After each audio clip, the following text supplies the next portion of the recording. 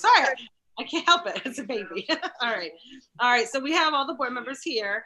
And let's go to the approval of minutes. We can take these in a full slate or we can take them separately. It depends on what you guys want to do. We have minutes from May 28th, October 8th, October 26th, and November 11th. And if someone wants to make a motion to move the slate, I would. Roger? I would move that we accept the meetings from May 28th, October 8th, October 26th, and November 4th. Thank you. Any second? Second. Okay, I'm gonna go with Jessica Bass because I saw her hand and heard her. Okay, any questions or comments about those? Okay, perfect. We'll go to vote. Jessica Stewart, Yes. Jessica Bass, Approve. Roger, Approve.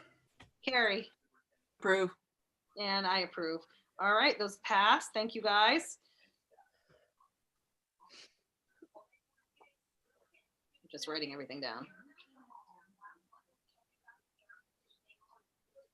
Okay. Andrea, could you email me those, the 8th grade thing? I don't think I have it.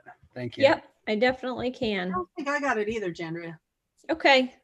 I'm sorry. Let me try one more time then. Was it attached with anything else or? I shared it out. So I didn't send a link through think email. I it was just a- shared it it. was So let me Google. do that real I quickly. got it. I got it as a Google Doc, and I gotta tell you guys, I've been sending things out to Google Doc, and people aren't getting them. I apologize. I gotta talk to Josh about that because we've had some issues and with just board chairs getting agendas and so on. So, Jandria, I got it as a Google Doc. I don't know if you sent it a different way. Yeah, let me, I'm putting it in an email right now. And the link. Actually, what I'll do is just copy and paste the document into an email and just send it that way. Yeah, because I was working with Gary Burr from Tremont on a project and gave him a Google Doc, and he didn't have access to it. So Okay. I'm You finding should it's- all get it in your email in just 1 second. Okay. All right, so we're gonna go ahead and this is the public comment section and I understand we have none, correct, Mark?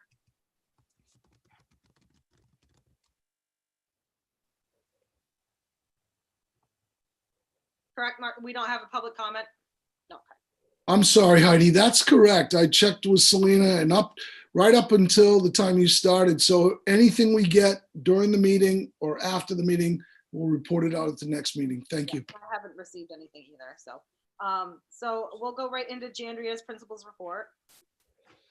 Okay, so there's a lot that's been going on lately at the school. Lots of things that I feel like should be recognized. I want to take just a minute to be able to recognize the Tremont PTO. We have an event coming up and we've had a couple events that, when I say events, like they're not community events like we've typically had. But the PTO has been incredibly creative in coming up with ways to be able to do things for the students at Tremont, but also the community. And I'm super proud of them. And it hasn't been easy. So a lot of remote meetings happening, meetings outside for a while. But for Halloween, we had the PTO. We normally would do our Halloween parade. We couldn't do that this year. So students were able to wear their costumes on that Friday. And the PTO helped to make sure that each student had a pumpkin that they could paint and decorate. And then the pumpkins were placed outside and students were provided cider and donuts like we normally would do. And then students were able to go out and in their pods, look at all the displayed pumpkins that were out there and then take them home. Not what we would typically do, but I feel like that's pretty awesome that we were able to still do something for the kids. Then I'm kind of just skipping around in my principal's report right now to focus on the PTO, but the PTO also, normally we would do our Veterans Day ceremony, and that's usually really well attended. We weren't able to do that the same way this year, but the PTO prepared and then safely delivered individually prepackaged meals to over 20 veterans locally. And we received very warm support, letters and whatnot, thanking us for that. Letters written directly to students who may have helped with that. Cards and letters written by Tremont students also went out with those meals. And And so that was, again, really awesome that we weren't able to do what we normally would do, but we didn't just do nothing, that the PTO really stepped up and still made people feel like they were being recognized and acknowledged for their service. So that was amazing. And then actually this weekend, there is another event coming up. Normally we would be doing our Santa breakfast and we can't do that in person. So this year, I almost laugh actually when I think about what we're doing, but Andrea, yeah. I've been in training for the Santa thing. Perfect. Excellent.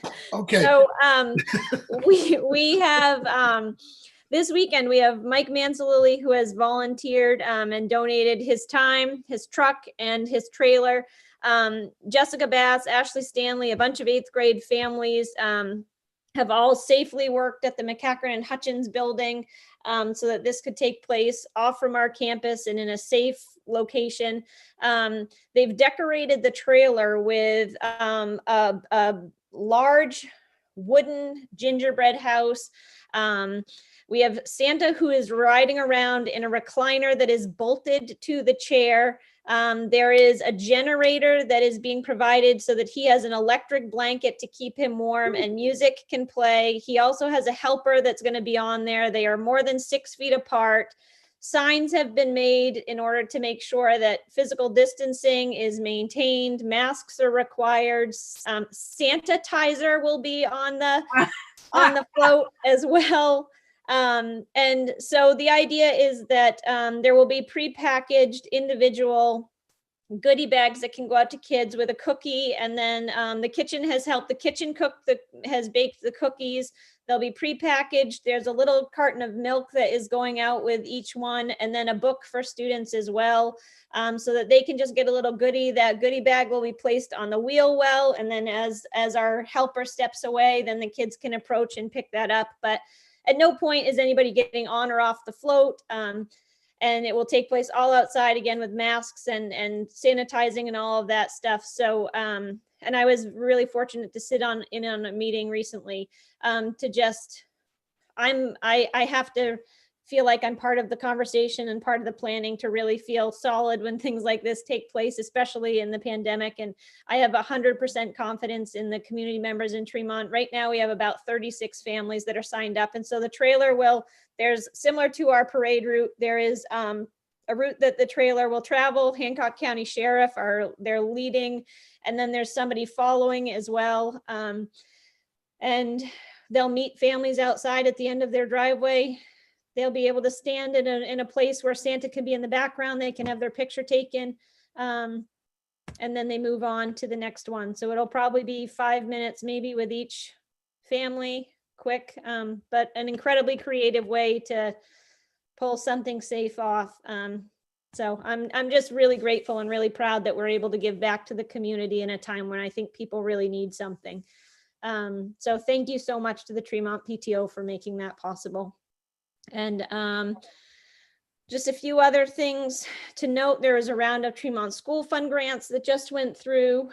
Some of those grants included, there was a grant that was written for outdoor gear, including things like crampons, hiking poles, cross-country skis, headlamps, so that we can consider different ways to be able to do things outdoors with kids and without knowing what any after-school activities are going to be able to look like this winter, for us to be able to possibly still get kids outside for some activities.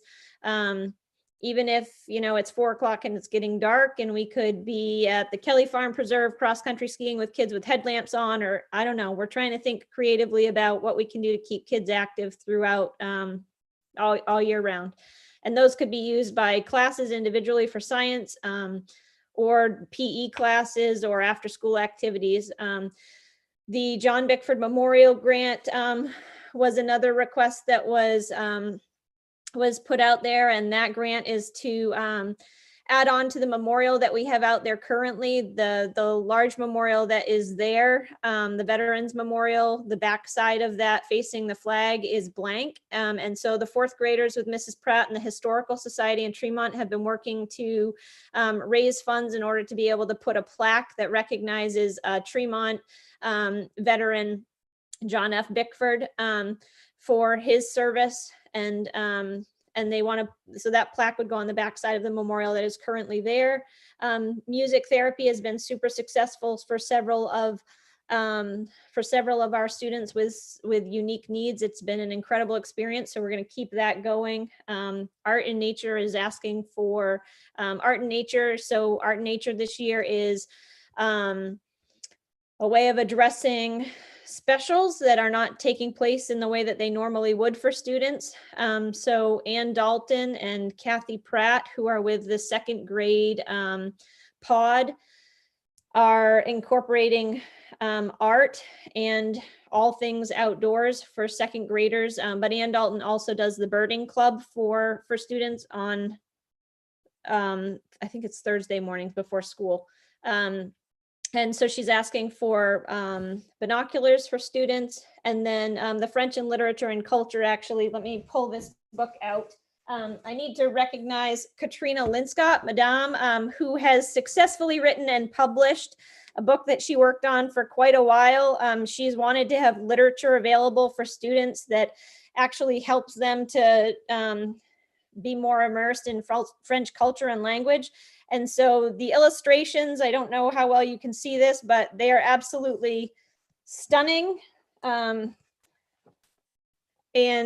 these are all illustrated by hand. And Katrina sent this off to be published. And the text is, Katrina, I hope you're listening because I'm showing this and you can't see it. But it has English printed on each page and then the French that matches that as well. And so this is just an opportunity for. How do we buy a copy? I'll let Katrina know that you're interested, but the Tremont School Fund is going to be funding books so that each student, and I think it's 5th and 6th grade, but I'd have to double check, will get an autographed copy to go along with what they're studying in French. Mark, you can order it from her website. I'll send you the link. So it is remarkable. It's absolutely stunning. And she did an awful lot of work to get that to where it is. So continuing on CRF updates, we did not move forward with putting funds towards Pacific Hall because of the deadlines that we were under. We essentially had one day in order to be able to make adjustments and get that information to Nancy so that that could be resubmitted, and then for Nancy to be able to put together a report. And we had heard from Chris Saunders that any kind of assessment or evaluation would take a couple of weeks. And so we just did not have the flexibility to be able to wait and figure out what kinds of funds would need to be allocated for Pacific Hall. And so we had to remove them from the CRF funds and move forward without that. The CRF funds, though, the areas that we did end up focusing on were technology, staffing, additional PPE, upgrades to ventilation, transportation, food services, and communication. And both our CRF 1 and 2 grants or applications were approved pretty easily. Heidi, can I just jump in on that real quick, please? Yep, thanks. I just have to thank Jandria and Nancy. You know, the timeline has been extraordinary. It's done some great things for the kids, the teachers, the staff, and the school, but the hoops they had to jump through were incredible. And you know, Jandria balancing all that with trying to run a school and navigate COVID and all that. I just have to give a shout out to Jandria and her staff. But you know, if you think about Nancy, we all know she does 11 budgets, right? She's really had to do 22 during this time with COVID. So just a shout out to her and all the people behind the scenes making it happen, because it sounds like it's it's very easy. And I know that the board, at least, you know, because they understand the voucher system, this is an incredible amount of work. Susan McIsaac, others, Annette Dow, all those people to make this happen under just unbelievable timelines. So I think it's really important to publicly acknowledge them. Thank you. Thank you, Mark. Can I just add also, I'm glad you brought up the grant applications, because when we talk about our budget, there'll be some things that we discuss as well that come along with some of those grants as well. Moving some grants maybe as a line item into the budget because of Right. the way the process works. Yep. So I just want to let you guys know that part of some of those grant applications we'll talk about in the budget process. Yep. Thank you, Heidi. You're absolutely right. So the other two things that I think are most important to mention, and there's other things that I haven't read off on the principal's report, but please feel free if you are so inclined. The benchmark testing took place for staff who opted in on Wednesday morning, and test results are quick and prompt and have started to arrive. So that's pretty awesome. And I want to express my gratitude for people who helped put that together. It was seamless. It was quick and easy. We were in and out of there within probably 3 minutes. And we'll proceed starting on, I think, Monday. We'll start with the asymptomatic testing every 2 weeks for the 2 different cohorts that will be at Tremont. So that's amazing. And the other thing that I just want to say is I just want to, on behalf of the Tremont teachers and staff, I want to express my sincere gratitude to this board and to the AOS board for really listening to teachers and supporting us with the early release Thursdays. I cannot tell you, people are almost giddy. I am almost giddy to have that time to be able to meet with our RTI team, to be able to sit down with some of our grade level teams, or even if they're remote teams, to be able to just do some of the work that we haven't been able to do the way that we normally would do it. And so I just cannot thank you enough for listening and for supporting that. Because it is time that is so desperately needed. And so thank you very much for that. And I guess I would just, I have some more things to say, but I guess one other thing I would say that I shared with Julie and the elementary principals this morning is just, I read a quote this morning that just said, students are not falling behind, they're surviving a pandemic. And that just totally spoke to me in that, I think that sometimes when we look at what's going on in schools right now through the lens of how things have always been, then it's easy to feel like that, things could be falling behind, or we could be concerned about students or where they're at. But in all honesty, when you look at things through the lens of getting through a pandemic right now, what is happening in our schools is so tremendous. And on a daily basis, the things that teachers and students are navigating and working through and making growth and progress is just unreal. So I just put that out there as something for people to consider, that our schools are really doing an amazing job. And I think that's important for people to understand that. Anyway, so I did just talk with Mark about understaffing updates. We are and have been really strained for staff. In particular, I would say special ed staff. We have one ed tech who is part of the virtual school this year, so is not with us in the building. And then on top of that, our special ed teachers are providing services to students who would normally receive services during the day. And so I really need to consider, I think, we've been able to utilize CRF funds up until this point for sub needs, but I really think I need to ask and be able to post. I've talked to Mark about this, about posting for long-term subs for 5th grade, for 5 through 8 and K through 4 to get us through the remainder of this year. And so that may mean tapping into the reserve, but we are struggling immensely, and we're not alone, to be able to meet the needs of students right now because we have because of the structure and situation that we're in. So I just want to put that out there. And I do have some qualified candidates who have submitted for subbing and whatnot that I think could easily help us out in these situations. But I don't think that we need to currently hire full time. I think that it's a long-term sub to get us through the end of this year at this point. And then just for facilities and maintenance, sorry, this feels like a long principals report, but there's a lot to catch you guys up on. We've had mechanical services in the building, servicing the air handlers and the new boilers, all the boilers really. We did just have a minor leak in the gym during that storm. There were some shingles that blew off, and so we're in the process of fixing that, but there was no water damage or anything like that. We have MERV 13 filters that have been ordered and installed in all the air handlers.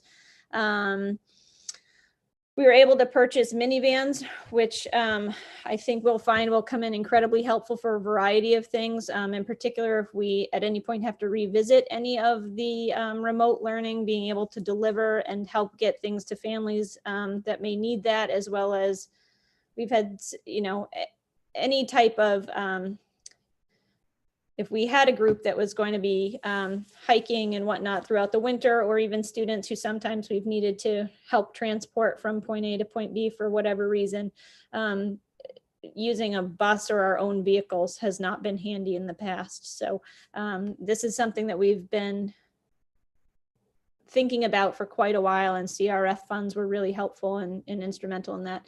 And then there's a few things there just as we get into talking about budget to consider that I put on here. But other than that, I think that's about it right now. In terms of athletics and extracurricular activities, those types of things are currently on hold at Tremont until after the winter break to see where things are at, and then possibly start to consider skill building at that point. So does anybody have any questions?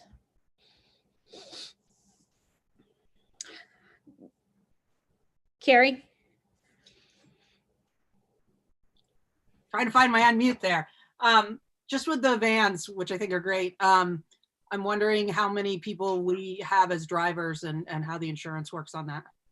So the insurance has been added to our regular insurance, and you do not have to have a special license or anything like that in order to transport and drive those vans. So those were both questions that we asked. And so not that I'm just like passing them out to anybody, but I could drive if I needed to. I've driven students in my vehicle for different things in the past, if which we try to avoid, but and so it works essentially the same. You don't have to have any type of special license or anything like that in order to be able to transport. But did we have to list which teachers had privileges to do that, or? We did not have to. There wasn't any sort of requirement like that. Okay, so any of the teachers could theoretically use it. Yeah. Yep, that's what we've been told. We haven't heard anything any different. And if you don't mind, Heidi, I'd like to just add a comment. I think you all know that my daughter Erin is doing 8th grade at Connors Emerson, and so she's caught up in the midst of the COVID situation over there. But I just want to say that my experience with that has been that the admin team and the principal over there have done a phenomenal job of communicating with us, setting up the testing for the kids, working that through with the hospital, just keeping us informed. And so it makes me feel good that those protocols were worked on so hard and have been set in place so that if anything were to happen at our school, the change to remote learning with these 8th graders, they're out until the 15th, has been smooth. So I just want to, say thank you for that to Mark and Julie and, the admins in general. And just to say to Jandria that I have 100% faith that if, God forbid, something does happen like that at Tremont, that those protocols are set up to make that successful. Thank you so much. Along those same lines, I think one thing that I just would add, and then I'm going to just shut up, is that teachers have repeatedly said just how incredibly grateful and proud they are of the Tremont community. Parents are really taking this seriously in the Tremont community. And we know that it's not easy when you get a phone call for having to come pick up your child for something, or if your child has to stay out or receive a test. But people are being proactive, are asking that if there's any kind of question in their mind, is there a way for us to still, have our children still involved in what's going on during the school day? Can we pick up work? And so just people are being really proactive and taking all the necessary precautions. And we're incredibly grateful that we're at December 10th right now, and we are still 5 days a week in school with our kids full time. So please, just anybody who might be listening, please keep it up. We are relying on you, and we are really grateful for how seriously everybody is taking this. So Can I just add that I have a Tremont student right now quarantining at home because her older brother had the exposure at the high school, and I chose to keep her out the 2 weeks as well. And that was really seamless, the remote learning, because I wasn't sure how the 5-8, would work like the high school, but I was very impressed with how smooth it was. And thank you to you and your staff, Jandria, for making that happen. And it was very smooth and seamless. Thank you. yeah, absolutely. That's the teachers. They are remarkable. I can't say enough that they just are the backbone of what is happening right now. They are absolutely amazing. They are troopers. They are happy to be there with the kids, still pushing their shopping carts around from room to room. And they just are amazing. So thank you all. I would echo Heidi's comments too. I'm in the same boat. So yeah, I appreciate the extra effort the teachers had to put in and that they are putting in. So pass that on. That'd be appreciated. Anybody else have any comments or questions for Jandria about her principal's report? This is Jessica. I just want to say how amazing everyone is, but especially since we were talking about her book, Madam Lynn Scott, Katrina. I don't actually know how she does it all. Like, I feel like she must stay awake like 48 hours every day or something. Because writing books, handling, I mean, I know the book was done before COVID, but writing books, dealing with 8th grade funds, figuring out, teaching math and French and whatever else. And yeah, just, it's kind of, and it seems impossible to me. So yeah. Says the woman with twins right now. All right, anybody else? Okay, we'll go ahead and move on to, let's see, let's do subcommittee updates. And there are no updates right now, are there, Mark? We have a policy meeting, Heidi, coming up, Yeah. policy committee. I sent that out in the past. We've had Jessica Stewart and yourself coming to those, but that's open to anyone. So if anybody's interested in attending, the agenda's been sent out and we can provide the link. Thank you. This is Jessica. Is Julie updating from the anti-racism task force, or are we updating from that today? Or Julie, please go ahead. I know she was going to do it at the AOS level, but Yeah. yeah, sure. If that's okay with Heidi, go ahead. Yeah, go ahead. So I was going to I'll provide a more complete update at the AOS board meeting, but the anti-racism task force has chosen its 3 priority areas from the 13 that were listed by the students and has divided into subgroups working on that. The students are very active. The students are going to be co-facilitating that group for the next period of time, which is really exciting. I'm working with the students to help with the agendas, and then they're going to be facilitating. Everybody on the task force is taking the responsibility extremely seriously, and I've been keeping Dr. Gauss updated on a regular basis. And if you're looking for information about what the task force has been doing, considering, you can go to the mdirss.org website. And even though we're going to be hopefully redesigning the website to improve it, Dr. Gauss has assured me that we can have some real estate on there for the anti-racism task force to continue to make sure that its work is public and available. Was there anything else, Jessica? It's front and center on the website, Julie. It's right there when you go.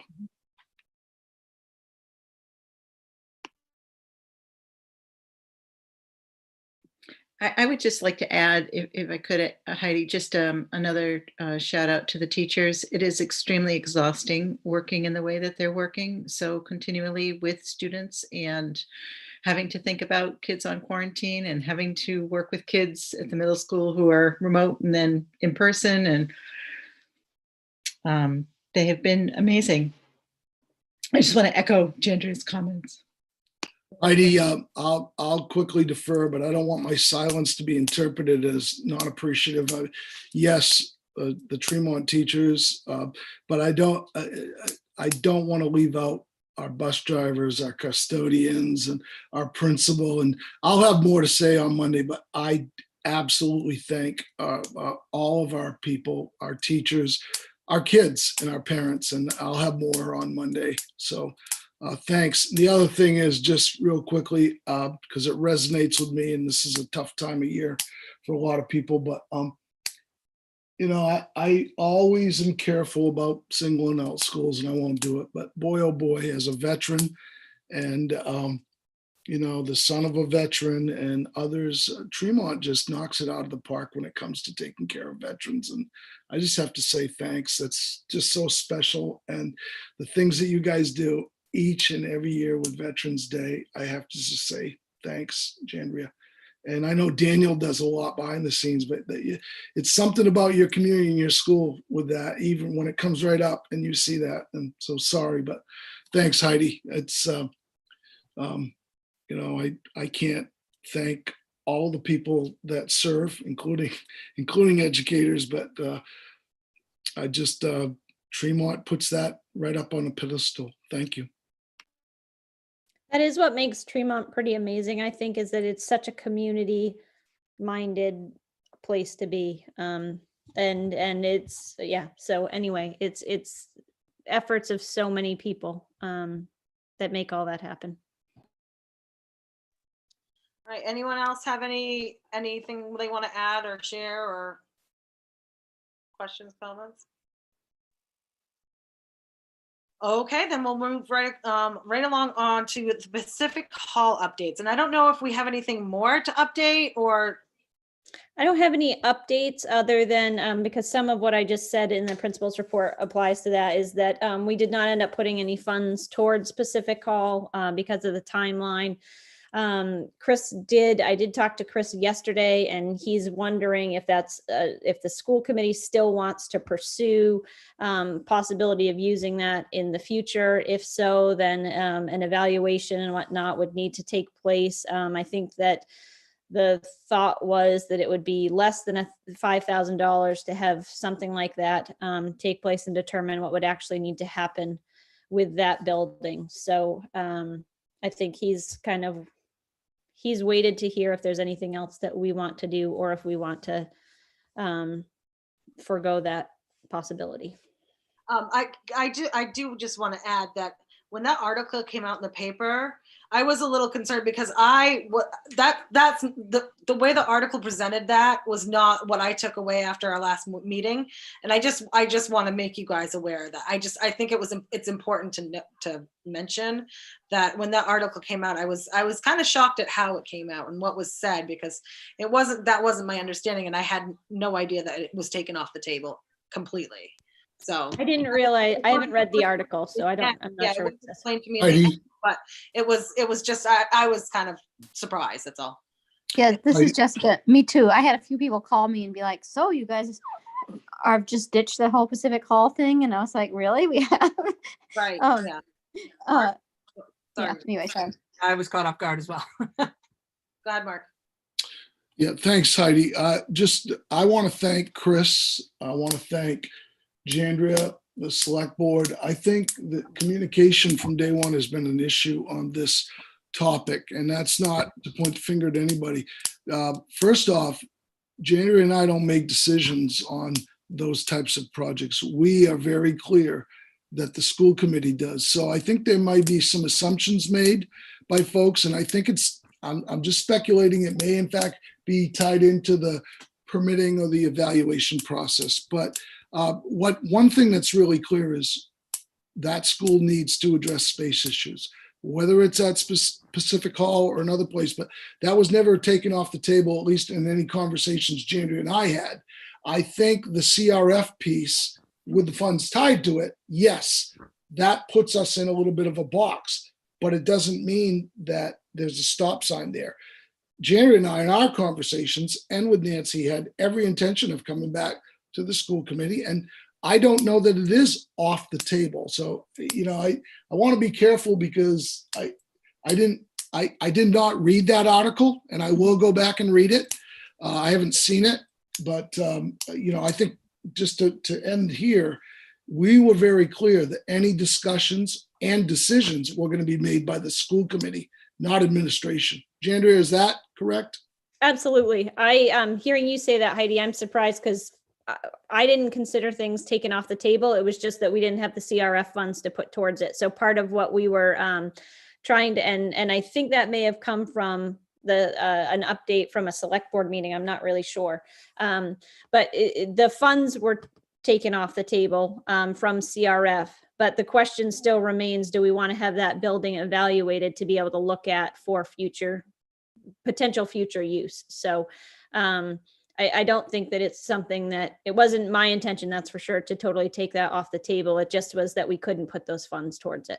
And I do agree that I think it was a planning board thing. Mhm. But it would have been nice to have some notification to us as a board, because when I left that meeting, I really thought that it was still gonna, because my understanding was it was still gonna go through that process, even though we might not have the funds, the funds might not be there. So I was just, I think, a little disappointed with the lack of communication. that We weren't weren't, provided I don't know about Jandria, but I didn't receive any notification to attend planning board meeting and I would have done so.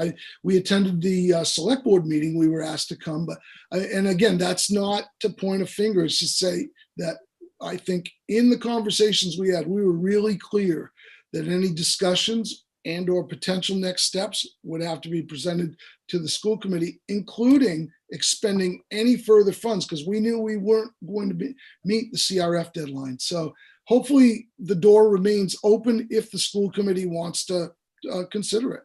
Yeah. I think that it does, and I can own any communication in that.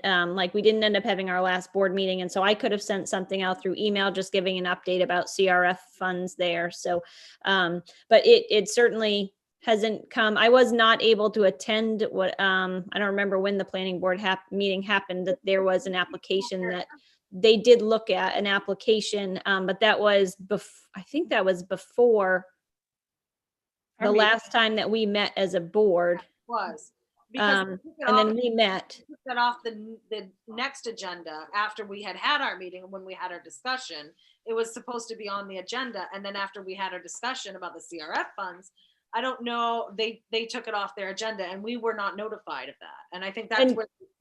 Okay, that's where, yeah. So we had our last board meeting. And then the deadline, the dates are slipping my mind, but there was the deadline for getting information to Nancy if we were going to have to make changes to our application that came up remarkably quickly. And we were told by Chris that it was going to take a couple of weeks to get an evaluation, and we knew we didn't have that time to wait in order to be able to determine if we were going to keep funds in or out. So we had to choose to take them out, because otherwise we were afraid we were going to lose $50,000+. So I apologize for that. I could have put that out in an email.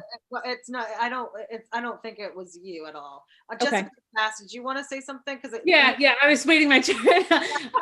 And now I'm trying to think what I wanted to say, because Mrs. True kind of addressed it. But I do want to say that I think the lack of collaboration was made very clear at our last meeting in October, when we had a chance to sit down and actually discuss it.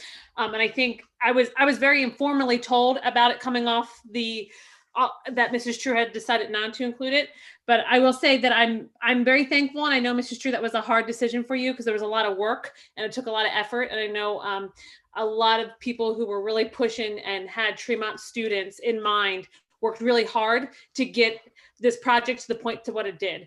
So I do want to thank you, and I do appreciate you for making that decision, because I know you're really struggling with it after that meeting. And I'm thankful that you made the decision, and that we can move on to it. Just a little bit more backing, a little bit more information for everybody involved. So I know that was tough, but I definitely appreciate it, and I think you made the right choice. Thank you. I will just add, so we had prior to, throughout that process, we were having weekly meetings with Chris Saunders and Miss Stanley and myself. We were meeting weekly to be able to try to collaborate and talk about those things. But it was a really tricky process. So thank you, Jessica. And then the other thing I would say is that Mrs. Stanley and I met with Cassandra Crabtree, who is the pastor for the church that's just up the road from us, to be able to look at, they have like a parish hall space. And I think that it's very likely that, you know, an evaluation would also have to, they have a space that they have an outdoor space, but also as a potential overflow space, or even the pre-K conversation came up. It is a possibility, and Cassandra was going to go back and talk to the elders of the congregation to be able to see, that's been something that they've considered before, is that as a space for a pre-K. But I also think that you'd end up having to have an evaluation there as well for that building. And I have no idea what that would look like, but I just want you guys to know that that is something that we had looked into, and those communications are still kind of happening too, as we were asked to take a look at what might be some other possibilities in the town of Tremont. And so we also did reach out to them, and I don't have any additional information other than the tour that Ashley McCaslin and Ashley Stanley and I went and took, and the original conversation. And so we haven't come back around to having another conversation about that yet. Sorry, Carrie, her computer died, and I'm trying to send her the link to this meeting again. Hold on just a second.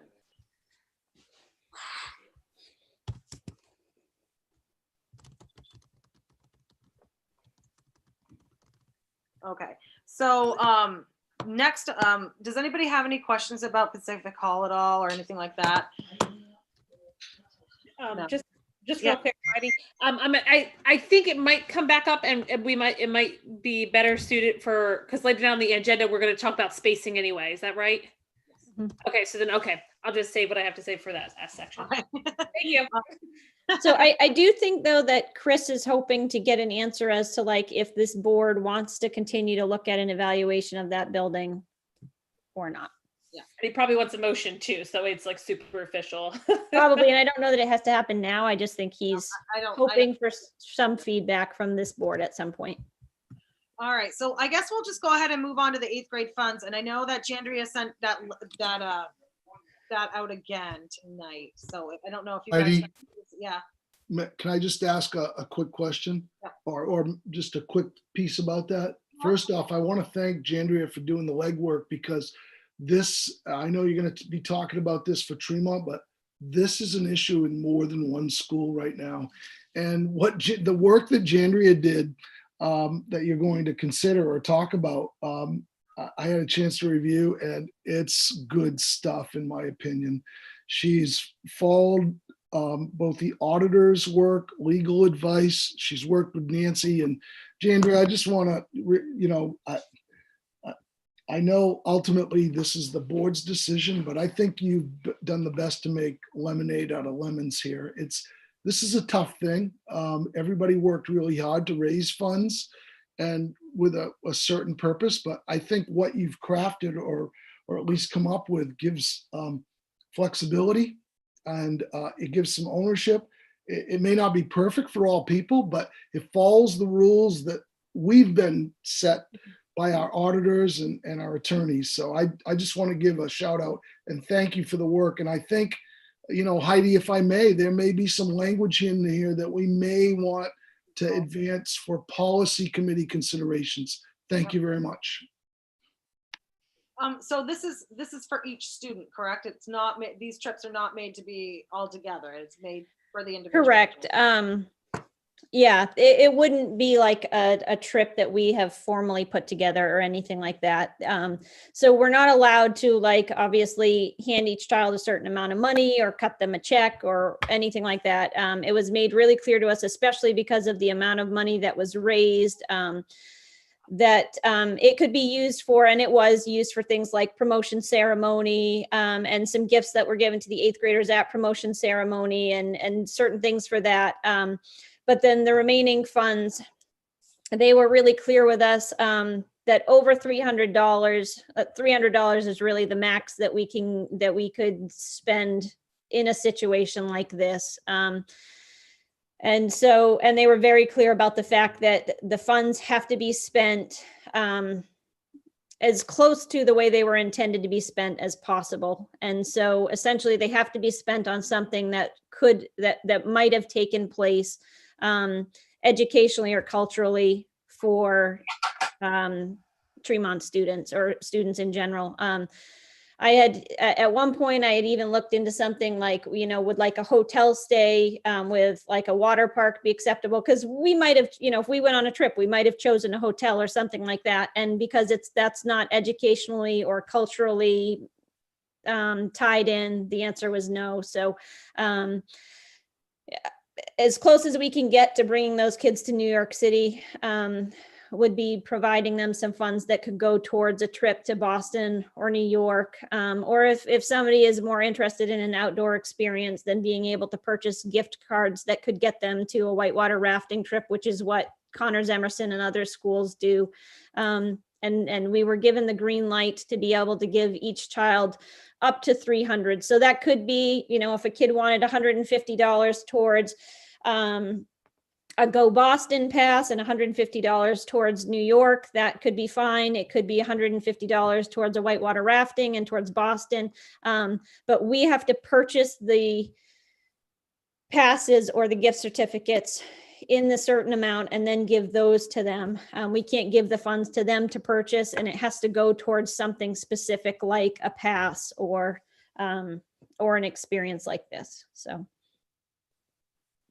And it does these passes, if you go in and look, there are a variety of different experiences that they could have with these passes. And I've called and spoken to people, and I linked in the page there to just give more information regarding how they're handling things right now with COVID-19. And they are valid for up to 2 years after the purchase date. And I was told that could even be extended if need be. So. And the rafting gift cards do not expire. Well, thank you for your legwork and really doing the research, putting the time into research that. I think it's very thoughtful. I think that it's very fair. I think it does just get rid of any kind of doubt from anybody. So I appreciate it and thank you. And I'm sure the kids will appreciate it as well. I think so. I know that it, like Mark said, I know it's not perfect. And I wish more than anything that I could be taking them on a trip to New York City, but that just is not reality. So this is as close as I can come to giving them a genuine experience and having those funds go towards something that they really wanted. And maybe even providing an opportunity for their families to be able to do something together. So. Well, thank you again. Does anybody have any questions for Jandria or Mark? After Carrie, I just would like to ask Okay. a question if I may, but So Carrie was and first, then sorry. Jessica Bass. Thank you. I just wanted to ask about, with these cards, can they only be issued to one person, or seeing as these kids are minors, like, can they spend $100 each on their two parents and themselves? How does that work? No, I have not found or seen anything to that effect that like this could, it's my understanding that this could be used. So it could go towards like their family being able to use this for a trip. Okay, that's great. Jessica Bass. Yeah, no, I'm still kind of reading the valid up to 2 years because we're in a pandemic. We don't know how long this is going to last. And yep, I talked to them personally about that. And they did say, I explained exactly this situation. I'm a principal of an elementary school. Here's the dilemma that we're in. And they did say that if 2 years wasn't a long enough extension, that they would be willing to extend beyond that. So. Okay. And if they extend beyond, say, 2 years, because now these kids are freshmen now, at what point then could the money just go towards a scholarship to them? Because that would be educational. It can't. We asked that same thing because originally when we first started this process, we had asked students to write individual proposals as opposed to like when we originally did all of this for 8th grade, the students wrote proposals for their entire class to go together. When we had to then come back and try to figure out what we were going to do with the 8th grade funds, Ms. Linscott and I asked them to submit individual proposals, trying to stick to the academic and cultural, and that was not approved by the auditors. And several kids asked for funds that might be able to go towards a trip in the future or towards college, and that we can't just hand the money over like that. It has to be purchased as something that we give to the students. So I appreciate, I was kind of shocked by that as well. All right, Mark. So I guess there are several pathways here. This is a discussion item, but one question I have is whether Jandria would like a formal action item. But before the board considers that, I think as Jandria has navigated this issue and with some of the questions that have come up by Jessica Bass, just to keep it open-ended, as opposed to having a formal action at this time, having the board review this and as a discussion item, and if they can affirm that they're comfortable with the principal's research and decision, that might be one pathway. I'm intrigued about, this is significant enough about having a broader discussion across the district and maybe developing some policy. It's not, I don't think there'll be a time where we won't see this type of thing come up again. Who knows what events come up, and it will be good to have, we developed a finance procedure manual, but it's good to have some policy, some broad policy that can help guide us in these situations. So I just would throw that out, but the board certainly could take action and take a vote on this, or they could just direct administration to continue with the procedure as Jandria has outlined. Thank you. I agree that it needs to come up at the policy level. I mean, I have tried for the last couple of years to get some kind of the trip, the 8th grade trips and stuff like that, try to figure out something across the district. Because it did for a while feel like every school was trying to outdo another.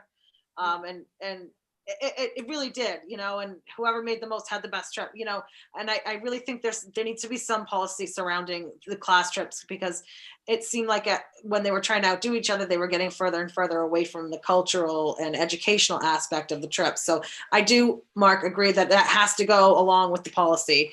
Yeah. Jandria, are the principals looking for that type of thing?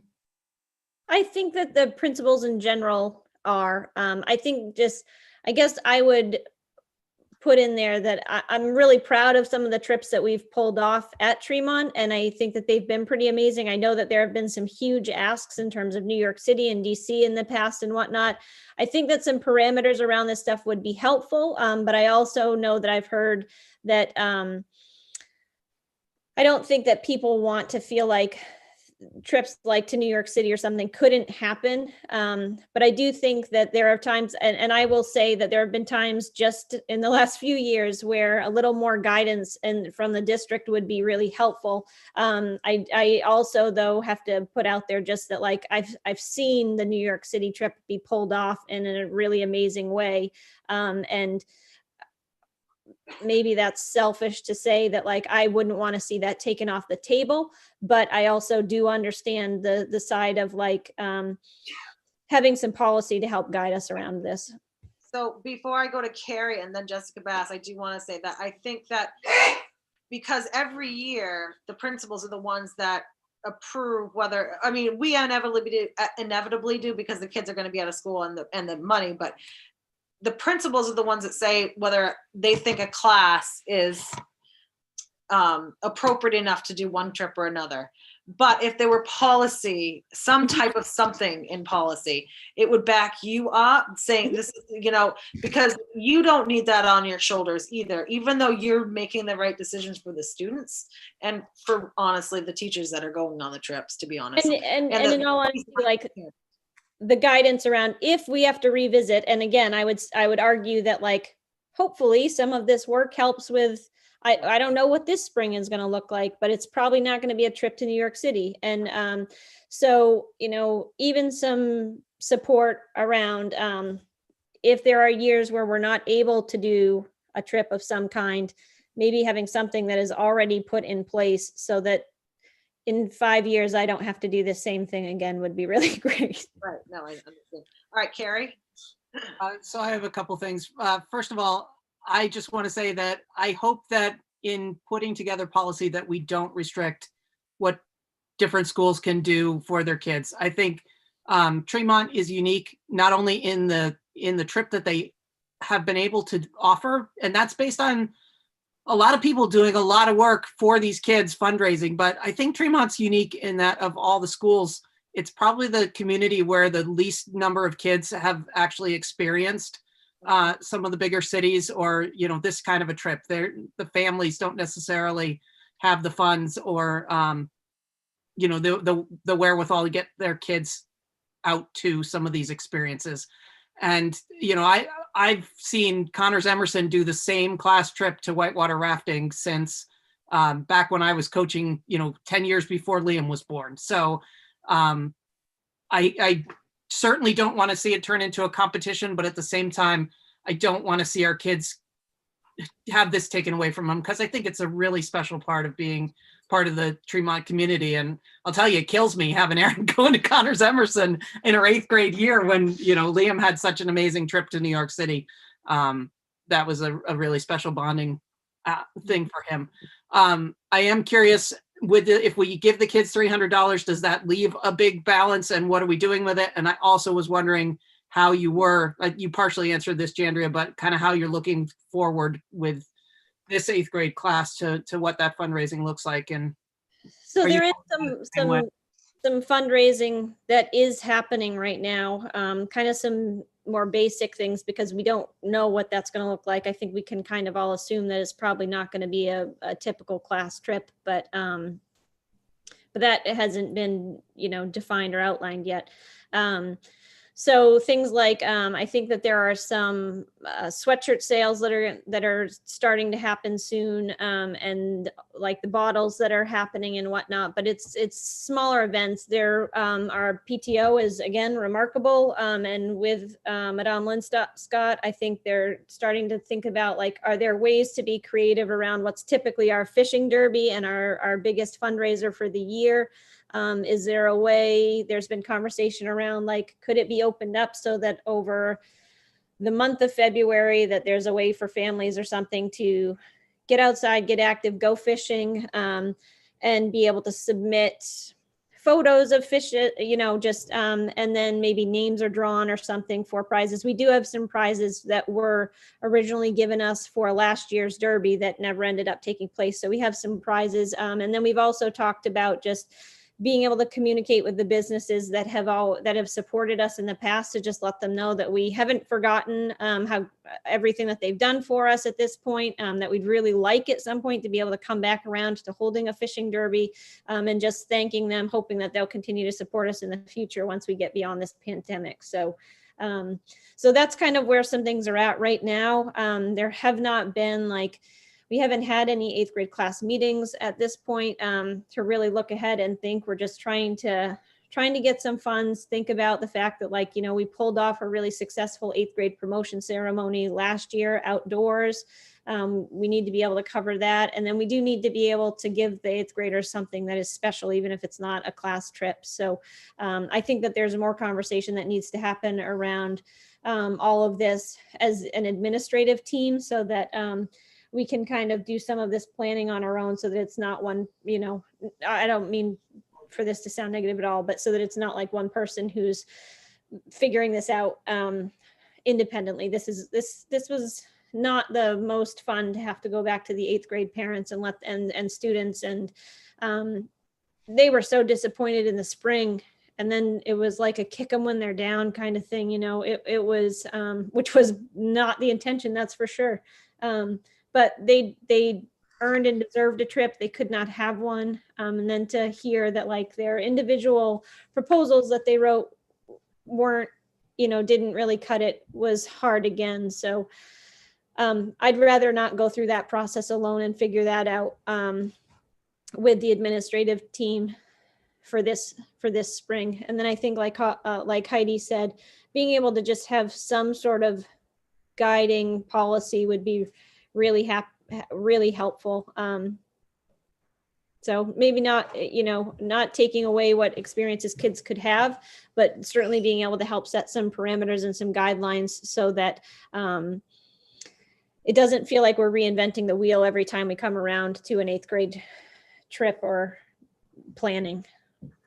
And Katrina Lynn Scott, you guys have said it already tonight, but man, she deserves praise for so many things. So I got Jessica Bass and then Jessica Stewart.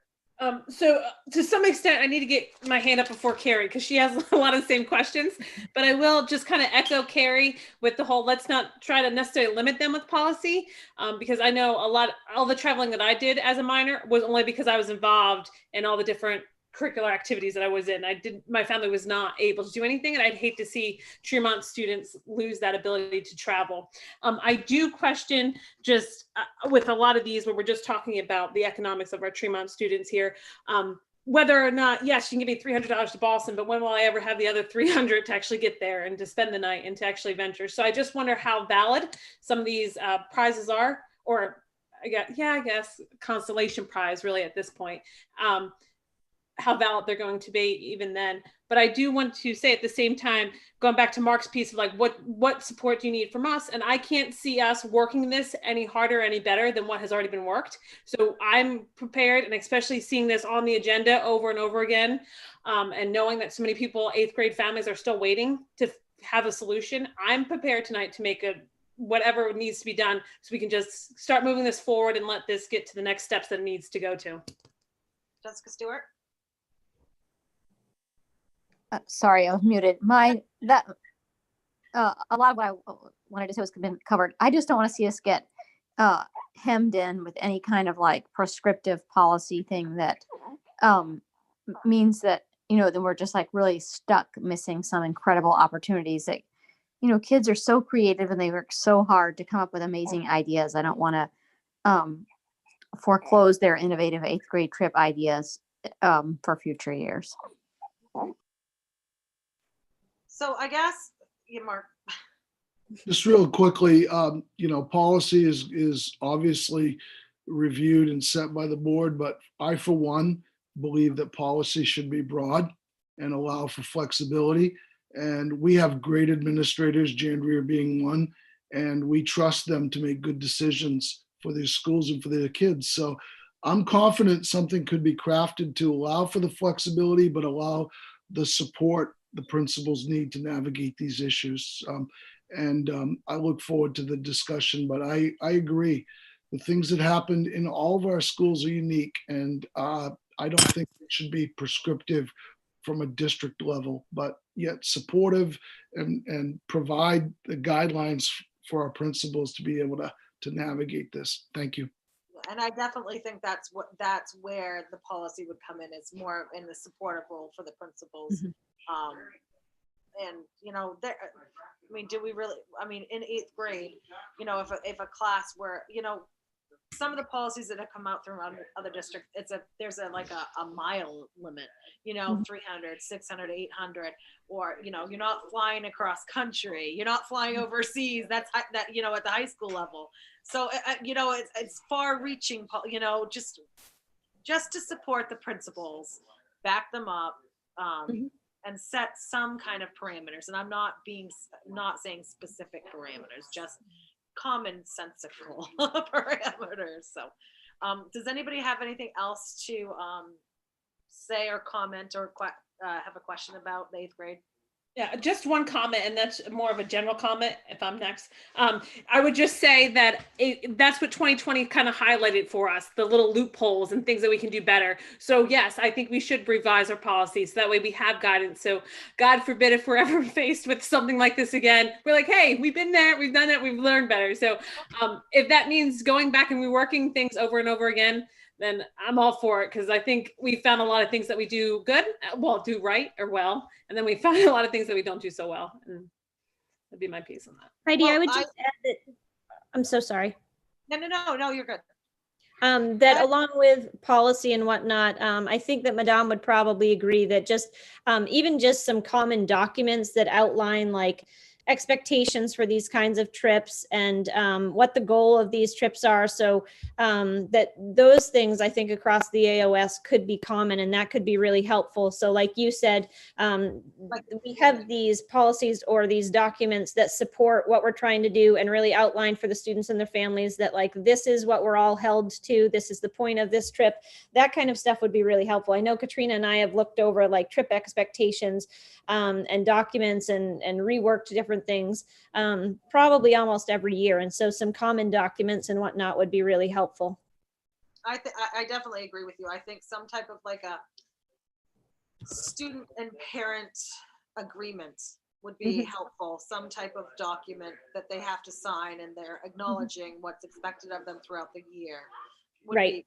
be good. And I think that, Right. that should be district-wide because that should be their expectation of all students. Right. And we do have those documents at Tremont, but it would be helpful to have those common.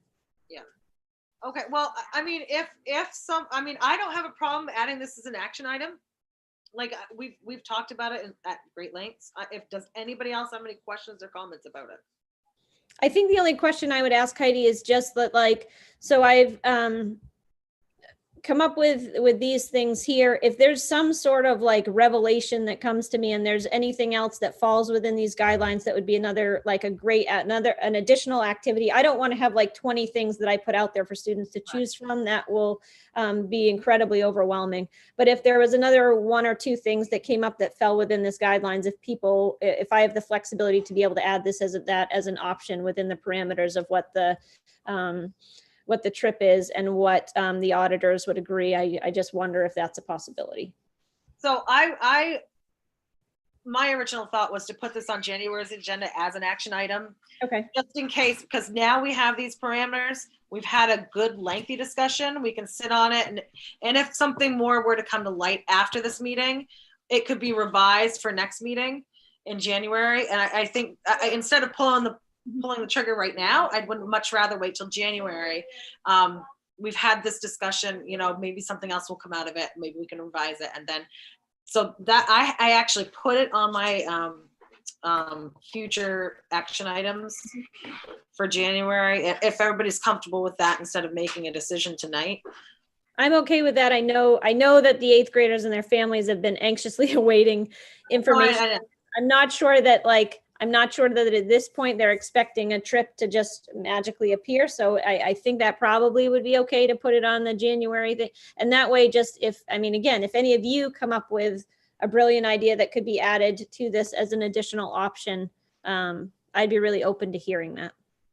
I think if they see it as an action item in January, it'll help instead of just another discussion. Right. Carrie?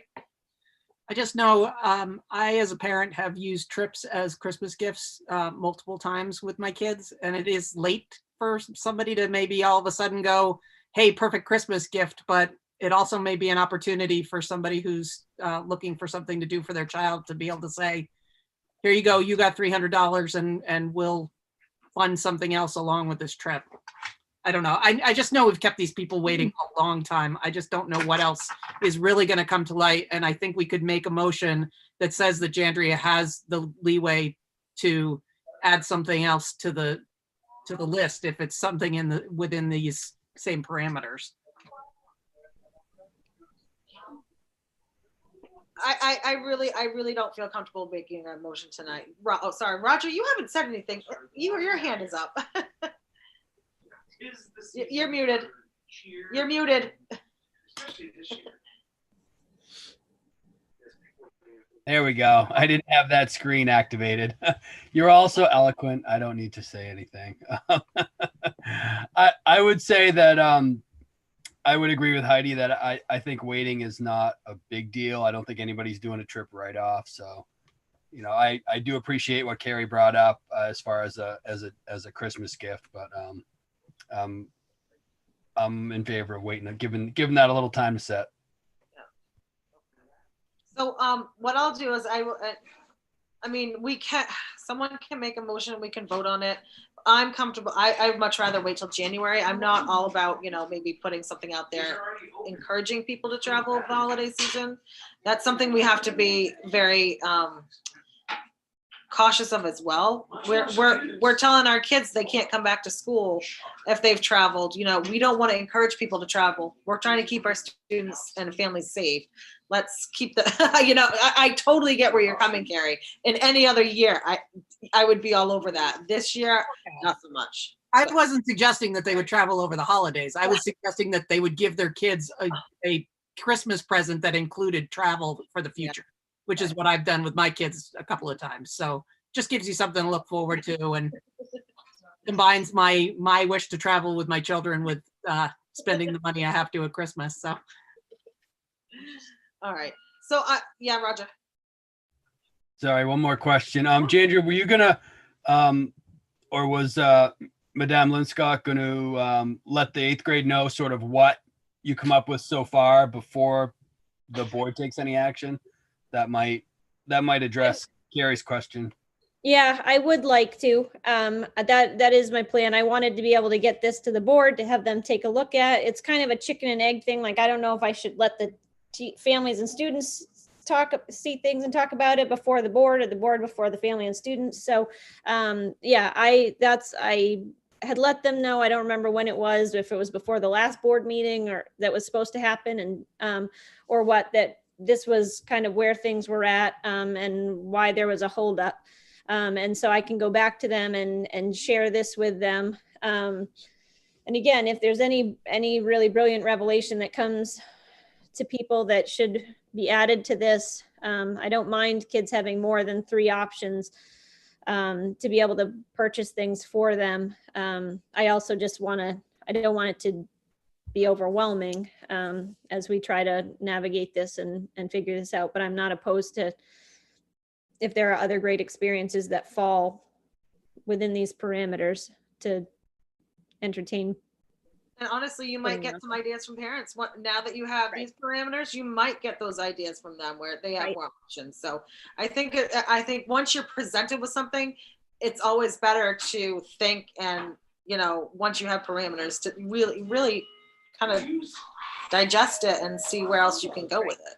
I think what's hard is that we've kind of figured out that it can't be just totally individualized, and that's so I am very open to hearing feedback. And again, I'm happy to come up with and add some other things if people have other ideas. But one of the things that we figured out is that, like, at some point it does have to, at some point a decision has to be made, and at some point we have to move forward. And unfortunately that may not suit the needs or wants of everybody. So I really appreciate the opportunity for the board to be able to think on this, for me to be able to reach out to those families, to come back to this. I think that's a great idea. And then for us to be able to just make a decision. And I really hope that people will be understanding and accepting of what we've had to work within. I don't want to crash anybody's party, but what Jandria is saying is that it needs to pass our auditors and our attorneys. And so I think it's great to give people time and opportunity for voice, but I just don't want people upset if Jandria has to come back and say, no, that doesn't fall within that, because she's done that legwork. And so I say that in the most positive way. Right. But at the same time, if she were to get more ideas, she could pass it along to the auditors, and it could be presented next month for approval. And I think that's so I'm going to put that as a future agenda item, and it will be an action item in January. I don't want it to go past January at all. I think that now that we have these parameters, you have a month, there's ways to communicate without being in person. So I think putting it as an action item in January is the way. And just, not that it matters to you folks, but we'll be bringing this information forward at a board not too far from your community, in an unnamed, unbridged offshore island.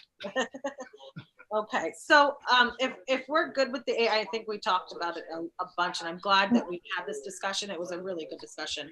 But I would like to move on. Yes. Can we just this is Jessica. Can we just make sure that the families know that, like, we're paying attention, and we're not just like that, we, are sort of on the job about this? Because I know that I don't want them to feel that we're just like continuing to kick the can down the road. So they understand that it's happening. I will reach out to them. Jandria's communicate with them. Yep. Yeah, that's Jandria's intention. That's why we're talking about, waiting till January, because they may have some more ideas that Jandria could take to the lawyers to find out if it falls within the parameters. All right. So let's go ahead and move along to the budget. I know this is a very, very preliminary, unaudited.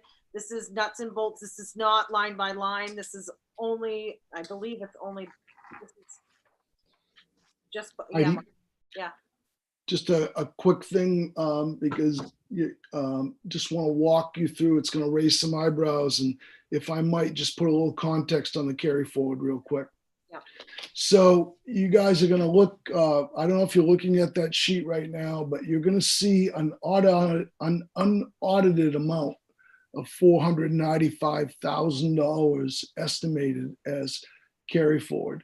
Now, on a normal year in a budget this size, you can see what Nancy, Jandria, and I have projected, and it would be about $250,000. And if you go back on several budgets, you look at that, and that should not raise eyebrows. That's actually a very, it falls within line with good or generally accepted practice. But something of $500,000 might raise some eyebrows, and it should. But $273,000 of that, we just need to make sure people are within this framework. That's school committee, select board, town managers, superintendents, principals, all of us.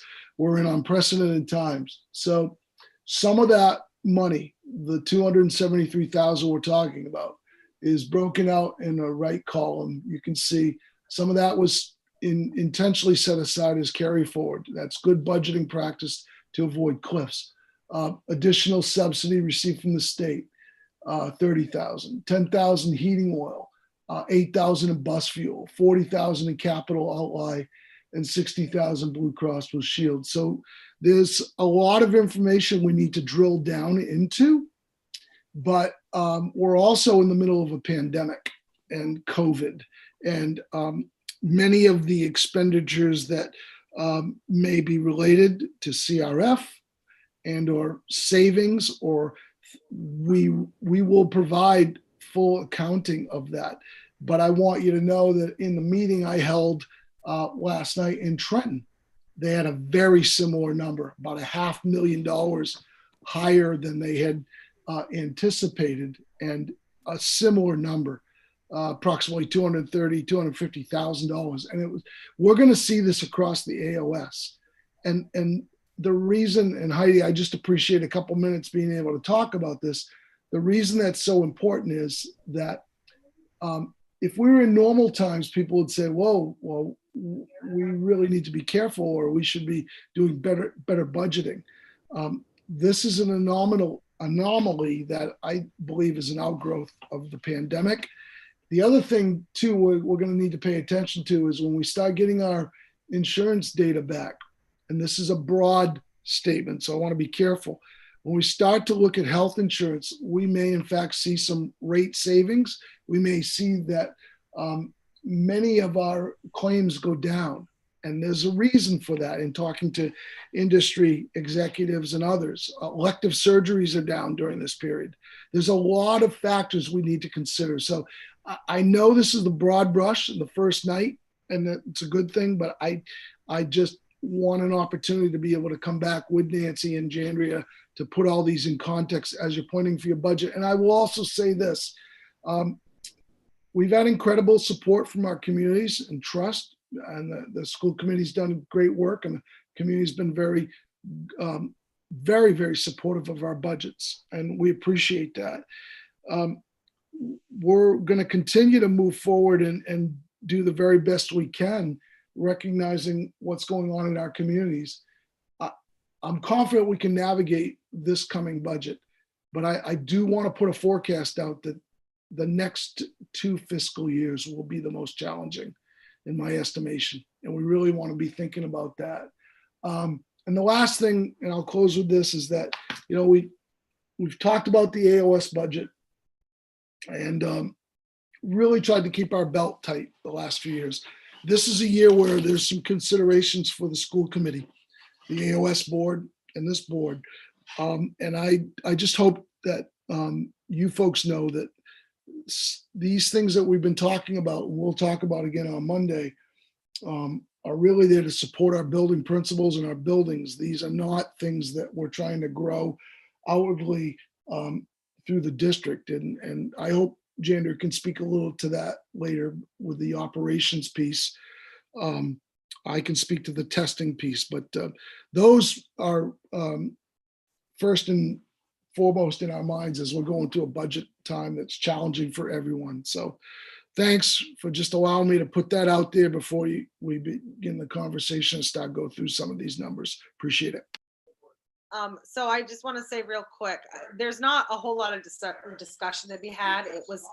This is really Nancy's draft before she puts out the real budget in January, when we're able to go line by line. But it's just a big, like just a capture of it. So I don't think there needs to be a whole lot of discussion around it, because there's really not a lot to explain yet until we get good numbers. Andrea? So the only things I would add, I apologize, I just kicked my heat on because I'm like freezing to death up here in my house, and my poor husband is around here somewhere. I haven't let him come upstairs yet. Having schools closed for 5 months in the spring, we didn't spend any extra money. And so I think a lot of the carry forward comes from the fact that like we weren't in our buildings and we weren't spending any money on things from March to July. And the other things, just as you look down through to note, a lot of them have to do with staff changes, salary changes, people with different levels of experience, different plan changes and whatnot. So the majority of the shifts one way or the other, that's in just talking with Nancy, like, I don't think that's a surprise. Those are the conversations we have every year, salary, benefits, those kinds of things. And so that's a lot of what you see there that's reflected. So I just want to add that. And I think that's all the discussion I have to offer right now.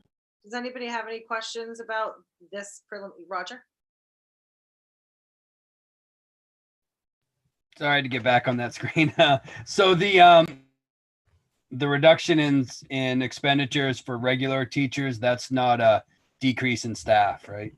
No, it is not. That has to do with staff changes. So people with different levels of experience, different degrees, those kinds of things.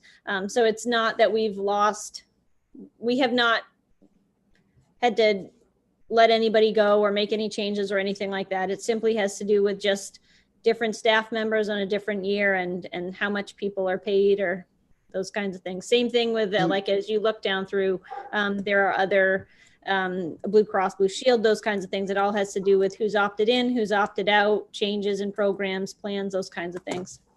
Roger, that's, so like, for example, if we know we're having somebody retire, what we normally do is we won't budget for a base salary. We'll budget for like a mid-range master's level. And you'll see that variation if you have somebody that's a very senior level, you have somebody come in mid-range. We also see it with insurance. But one of the things Jandria will include too is enrollment and staffing numbers. So you'll be able to see that it isn't reduction in staff. We wouldn't do that without school committee approval. No, Any thank other you. questions? Okay. All right. So you guys can look forward to getting a good budget in January, and we'll have that. So January is our first real discussion. We'll go line by line, page by page. And so that those of you that are new to this process, January will explain things, Mark will explain things. And let's see. And I know that I said I was going to bring up some things from the policy. Not policy, from the grant committee. Just to keep in the back of your mind in January when we talk about the budget, was it 2 grants that we were looking at? There were 2 grants. There was the music grant, I think it was.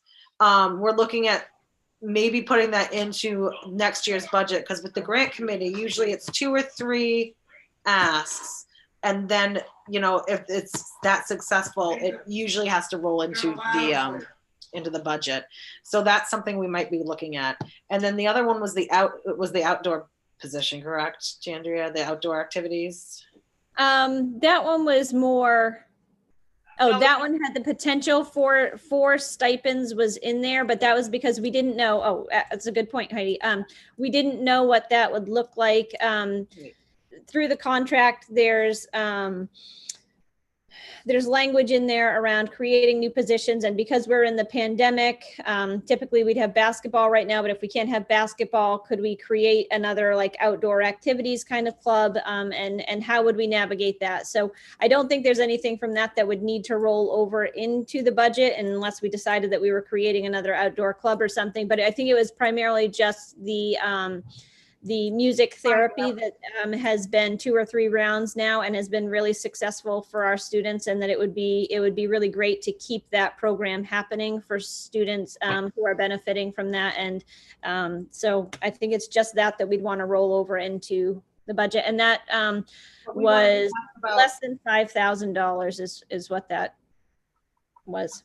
So Mark, the question for you and Nancy going forward would be, if we're not going to have sports, because those, like Jandria said, there with the stipends that come with that, if they're not used, can we roll those into help pay for something like that? How does that, is that something that can be used?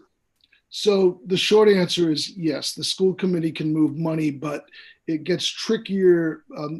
Well, you can transfer funds. I shouldn't say move money. You can transfer money with a motion, but it's not recommended to do it across line items. But there is a way to navigate. So I guess when we come to that point, Heidi, 2 things. If we're not first of all, we're not expending any stipends if people aren't performing them. So that's one thing.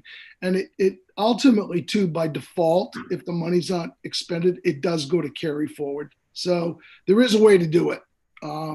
But we have to work with Nancy and our auditors to make sure that we can reconcile pieces. Because as you guys know, when you go to town meeting, you vote on articles. And we have to make sure that we don't over expend certain warrant articles, or we have to be able to account if we under expend too. So that's a long-winded way of saying it can be done, but we've got to be very, very careful, and we have to do it through our auditors. Right. Okay. Anybody else have any questions or comments about the budget for right now? Okay. I know that we'll have, yeah, Jessica Bass. Oh, sorry. I just kind of want to echo Mark and what he said. He's like, the next 2 years are going to be the hardest. I totally agree with it. And I will say Tremont community is really supportive. And I've been kind of worried to see like what the trend is in terms of people being able to kind of upkeep with the pandemic and seeing where everybody's finances are. And having going to the last couple of selectmen meetings, the general trend is that we're ahead of schedule, where people are usually a little bit more behind on their taxes. We're actually ahead than ever before.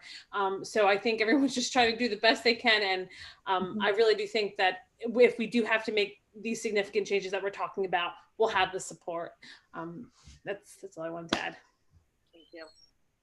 All right. If there's no other question or comment about the budget, we have next on the agenda, sorry, I have to get my phone up. Next on the agenda is the consideration of space issues.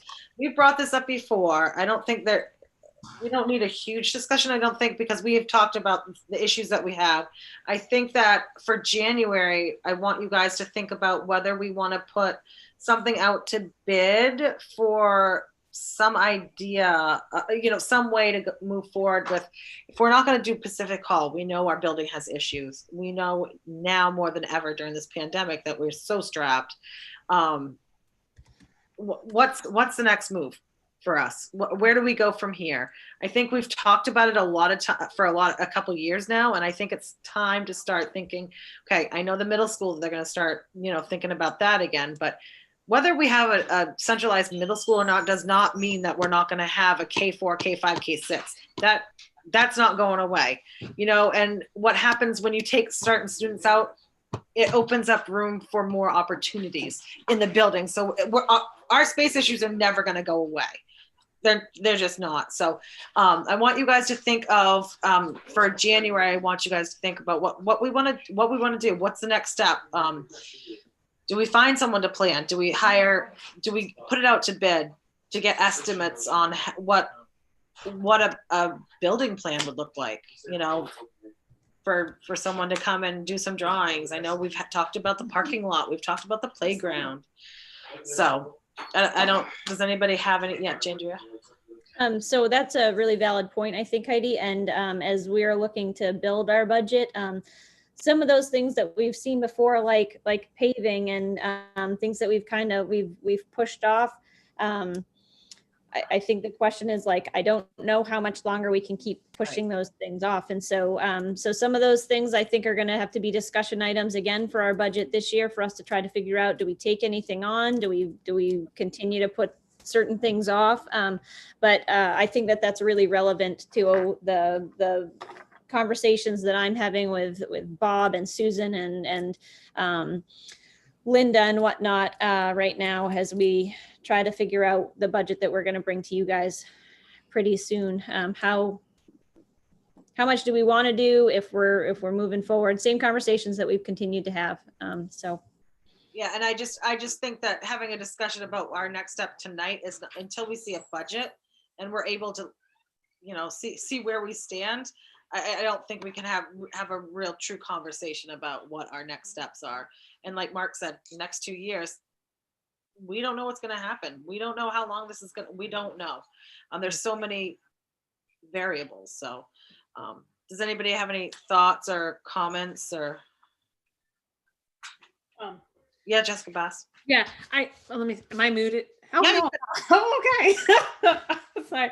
I know we said we're worried about budgets and whether or not we should hire out to get someone to come in and check out the space and figure out what the next steps are. And I know we won't be able to do that to January, but would it be beneficial for us to start a subcommittee?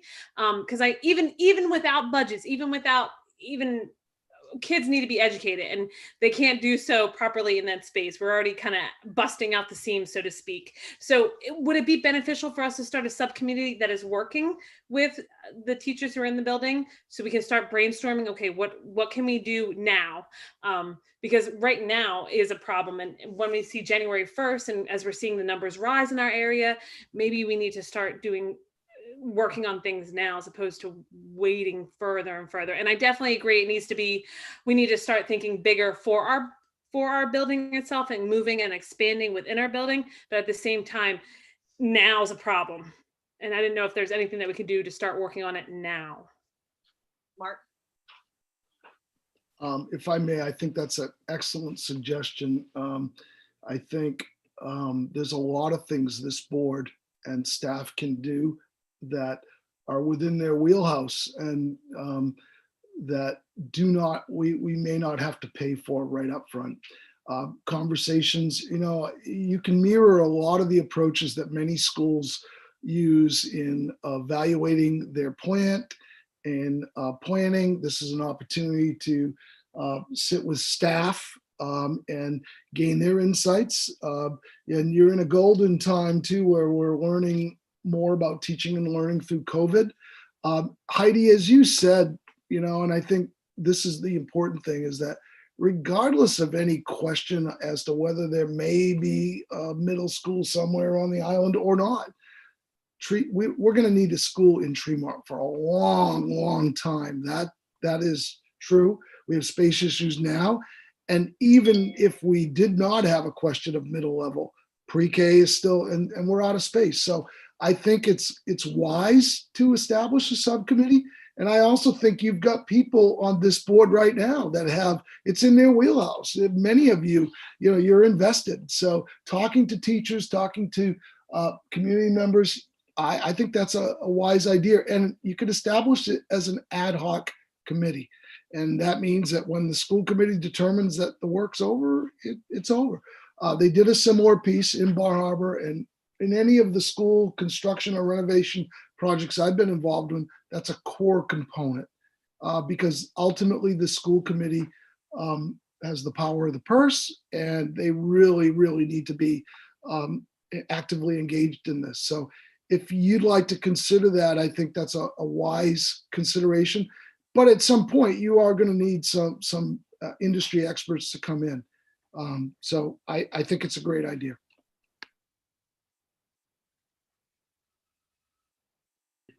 Sorry, conversations around me right now.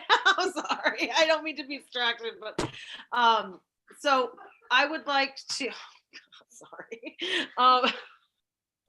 Stop. Seriously. All right. So January. Does anybody have anything else to say about? Sorry. Does anybody else have anything to say about the space issues? Yeah, Carrie. At least you're laughing about whatever. Most of the time I'm screaming at mine. So I second the subcommittee, but what would be the next step in getting the subcommittee happening, I guess, so we can get it. Oh, sorry, there's a baby crying in the background. Yeah. That's all good. It's where we're at. Zoom. I was just, my question that I was going to ask was, I was curious about the church here between my house and the school. I know that was mentioned at one point as a possibility, and it would be walkable for the kids to get those K-1 kids someplace else. Did anything come from that, Jandria? So yeah, Ashley Stanley and I went and looked at that church. We toured that space, and then she was Cassandra was going back to talk to the elders to see how they felt about that space potentially being used for this year if we needed it to be. And if not, then even considering looking ahead if we needed it for next year, if we're in the same sort of situation. And it does, from what I'm hearing, as much as we don't want to hear it, for a while, we're going to be doing masks and physical distancing. So that could be next year. And so I just that was, I can't remember if that was 2 weeks ago or 3 weeks ago when we met, and we haven't gotten back to that conversation to hear if she had a chance to meet with the elders in the community yet or not. So they have considered that space for pre-K in the past. And I know that there are some things that would need to be looked at, like, for example, fire alarm system and whatnot. There are smoke detectors and whatnot, but there isn't a fire alarm system that's tied in the way that we would need it to be for a school setting. So there, we're kind of waiting we need to go back to the conversation and find out if that's something that they would be willing to take a look at this year. And if so, then that has some potential, but would need, if we were truly going to move students there, it would also need an evaluation and probably some money put towards it for safety. Okay.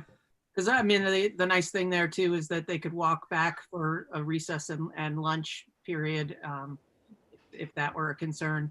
There's a kitchen right there. And there is a backyard outdoor space too. So depending on if we were able to use that space, and depending on the grades that were shifted, then there is a lovely little outdoor space too. So. Yeah, because I mean, I totally agree that we have to start looking at the future, but I am just a little reluctant to look too hard until we have a better idea of what's happening with the middle school, because I think that would change so much about what our needs might be if we were moving 2 or 3 grades out of Tremont School. So it's just my 2 cents. I think if we moved, so we've had this conversation, and I think like if we moved 3, then things might look a little different. If we move 1, if we move 2 and we bring in pre-K, we're not going to gain that much space, considering people that we have kind of layered on top of each other and whatnot right now. So I would say that there would still need to be considerations for the Tremont building, unless we look at moving different grades. And I don't know that that's the recommendation. Just remind the school committee, you have an enrollment report that is barely a year old that shows that the 2 communities in the AOS that are projected to have growth are Tremont and Trenton.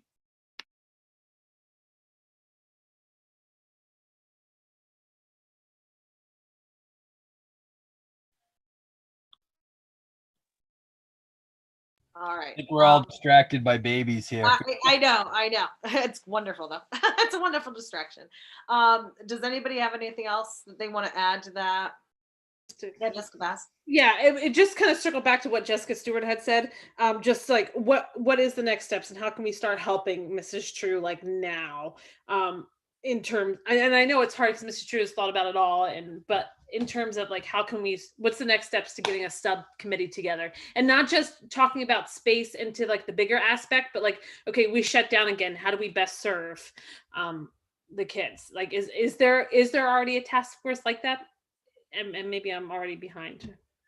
There is a plan for. Yeah. Okay. Well, I know there's a going forward if we were to have to shut down and the protocols. I mean, right now we have kids that that are quarantining at home, but they're also able to, be involved in their classes.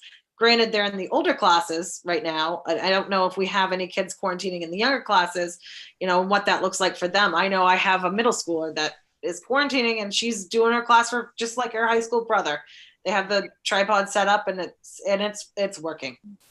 We have that in some of our elementary school classrooms too. I think the younger you get, the harder that gets for them because of their attention span and also their level of independence. But we've had students as young as second grade that have been, if they've had to been out for an extended period of time, then teachers are communicating kind of the core things that they could join in for. And I just watched today a second grader join for a foundations lesson. So I think the reality of what we're dealing with right now is that we have a lot of kids who are cycling in and out weekly right now. And so, yeah, you, Roger and Heidi, you two are not alone.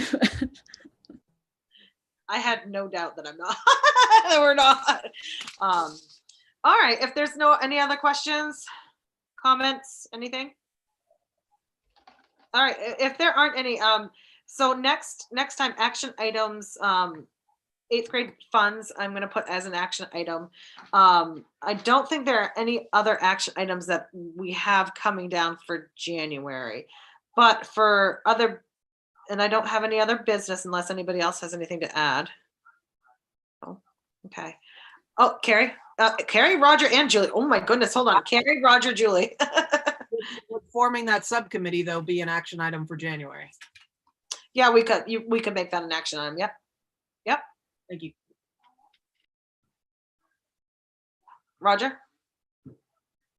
That was my comment as well. Gotcha. Julie? It's not my comment.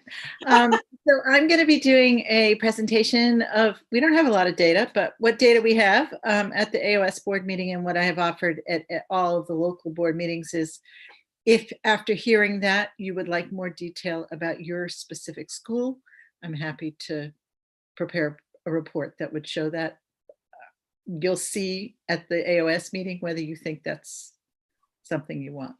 Okay, thank you, Julie. And I know that sometimes there are questions at the AOS level that we want to ask about that. So thank you.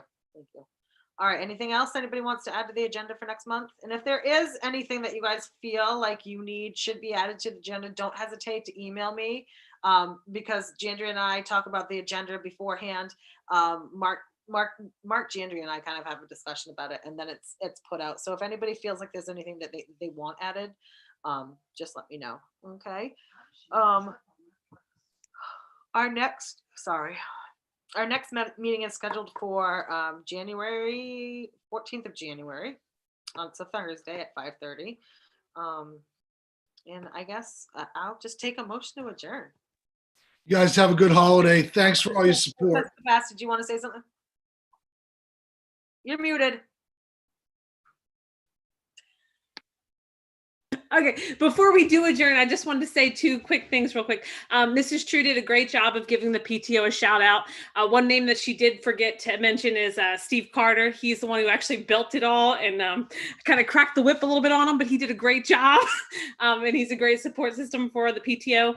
And the other thing too is the next time we meet will be in 2021. And I just want to say we made it. We did it. And We're not there yet. I know, but we are so close. So like, whatever. But I'm just so thankful for everyone. And it's just, there's a little bit of a sigh, even though I don't know what's going to change. Maybe nothing's going to change besides a number, but hey, something, we're moving that way. And I just want to say, I appreciate you all and thank you.